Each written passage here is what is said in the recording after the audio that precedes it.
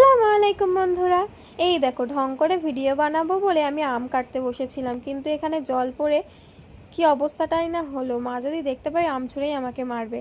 তো আমি ভিডিও বানাবো বলে এখানে ছুরি দিয়ে আম কাটছিলাম, সেটাও আমার দ্বারাই হলো না। আমি দেখেছি ভিডিওতে সবাই কত সুন্দর চাকু দিয়ে একদম প্রফেশনালের মতো সব কিছু কেটে ফেলে, সেটা আর আমার দ্বারাই হলো না। সেই জন্য আমি আমার অস্ত্র নিয়ে চলে আসলাম, বটি। এই বটির সাহায্যে আমরা সব কিছু কোটাকুটি করি। তো এখানে আমি আমগুলো কেটে নিয়েছিলাম। আমের সিজন যেহেতু চলে গেছে, তো আম খেতে এখন ভালোই লাগবে। তো 3টে আম কেটে আমরা ফ্যামিলি সবাই খাবো। আমরা ফ্যামিলিতে 5 জন মানুষ, তো 3টে আমই আমাদের হয়ে যাবে। এখানে মা সন্ধ্যাবেলা একটু ঘুগনি বানিয়েছিল।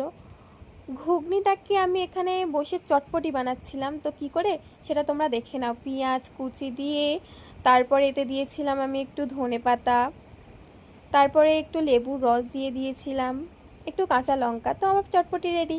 ভিডিওটা কেমন লেগেছে অবশ্যই জানাবেন। আল্লাহ হাফেজ।